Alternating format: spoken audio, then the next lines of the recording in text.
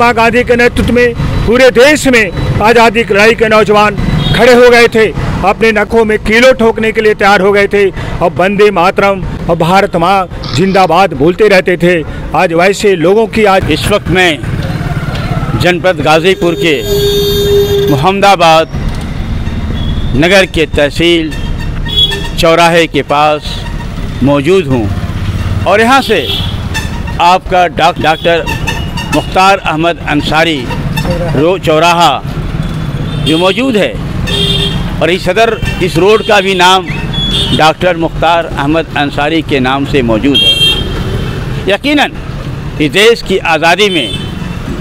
जितनी अहमियत और जितना इन लोगों की कुर्बानियाँ हैं, आज जिसके नाम से ढिढोरा पीटा जा रहा है, उन लोगों का इस देश की आज़ादी में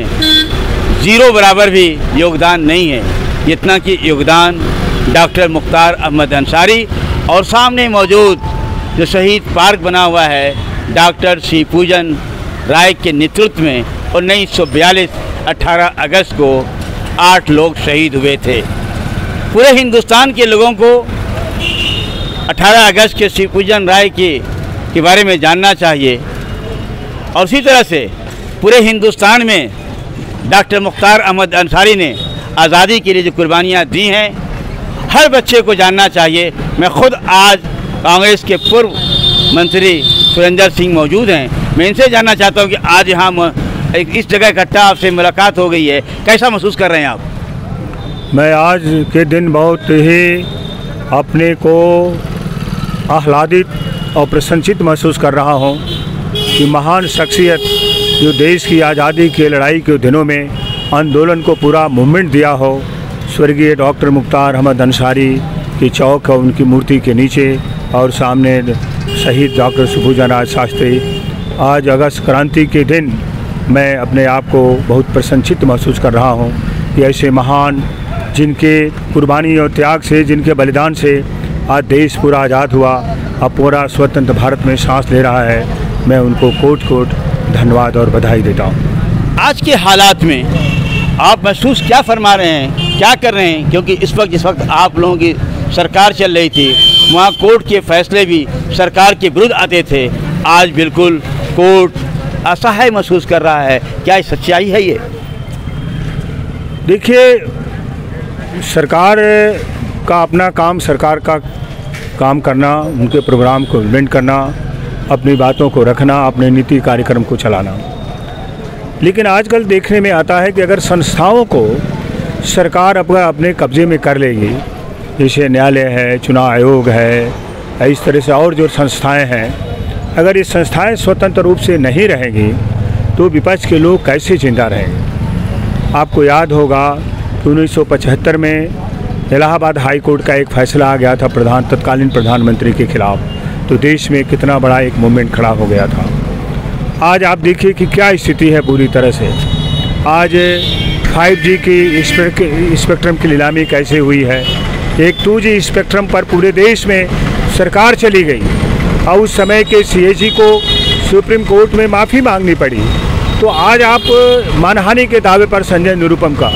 तो आज देखिए कि क्या ये सरकार किस तरह से अपने आप को एकाधिकार करके, और मुझे उम्मीद है जनता से कि ये करीब भारत है, यहाँ पर अंग्रेज भी नहीं चल पाए और कोई भी नहीं चल पाया है, तानाशाह कभी नहीं चल पाया है, तानाशाही सरकारें नहीं चल पाई हैं। जिन लोगों ने अंग्रेज़ों के ज़माने में माफ़ी मांगी थी, तमाम अखबारों में 1942 में, इसमें सब में माफ़ी मांगा, आज उन लोगों को महिमा मंडित किया जा रहा है। जो आज़ादी के लड़ाई के दिनों में भारत के आज़ाद कराने के जो लोग सामने आए थे, उनको किस तरह से समाज में आज बंटवारा करके लोगों को दो तरफ से देखा जा रहा है। जो चीज़ें हैं जनता के सामने, जो जनता की जो समस्याएं हैं, जैसे महंगाई है, बेरोजगारी है, नौजवान बच्चों का है, सरकारी संस्थाएं जिस तरह से आज प्राइवेट सेक्टर को दी जा रही हैं, चाहे बैंक हो, रेलवे हो, LIC हो, ये कितना भारत का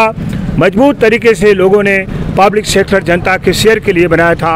आज ये सरकार उन लोगों को भी प्राइवेट सेक्टर में दे रही है कि नौजवान आने वाले दिनों में रोजी रोटी के लिए तरस रहे हैं। यही मेरा कहना है कि आने वाले दिनों में जनता इस निकम्मी सरकार को, इस तानाशाही सरकार को आने वाले समय में नौजवान बच्चों से मेरी अपील है कि सामने खड़े होकर उखाड़ फेंकने का संकल्प लें। आज ही के दिन,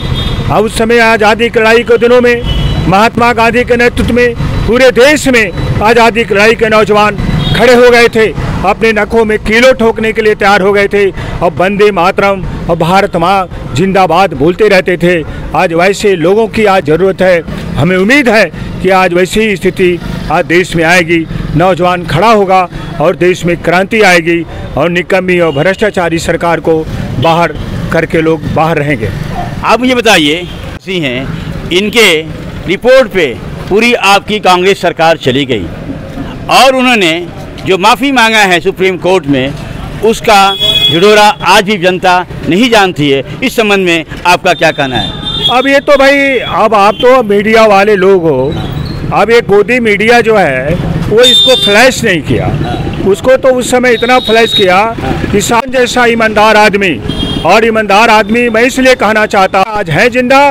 और आपने याद होगा कि जब मोदी जी ने नोटबंदी लागू किया था, कहा था कि ये 2000 और 1000 के नोटें, 500 के नोटें इलीगल टेंडर है, ये कागज है, ये कुछ नहीं है। और उस समय मनमोहन सिंह ने कहा था कि ये भयंकर लूट है नोटबंदी और 2% जीडीपी घटेगी, 2% जीडीपी घट गई। और प्रधानमंत्री कहते हैं मनमोहन सिंह के बारे में कि मनमोहन सिंह तो ऐसा रेनकोट पहनते हैं कि उनके ऊपर बारिश का पानी भी नहीं जाता, साफ साफ बच जाते हैं। हे देश की जनता, आप निर्णय करो कि उस समय मनमोहन सिंह ने सही कहा था कि प्रधानमंत्री ने सही कहा था, और दोनों के बीच में आपको तय करना है कि नरेंद्र मोदी जी उस समय नोटबंदी के बीच में सही कहे थे या मनमोहन सिंह का जो बयान था वो सही था। आज ये सरकार निकम्मी है और इसलिए मैं कहना चाहता हूं जनता से कि ये सरकार झूठ के बल पर आज खड़ी है, झूठ के बल पर झूठ प्रचार करके खड़ी है। ये झूठी और निकम्मी सरकार को मैं जनता से पुनः अपील करता हूं कि ऐसे निकम्मी सरकार के खिलाफ खड़े होएं, आने वाले दिनों में इसको बाहर करें, यही मेरा निवेदन है। हमसे बात करने के लिए बहुत बहुत शुक्रिया आपका।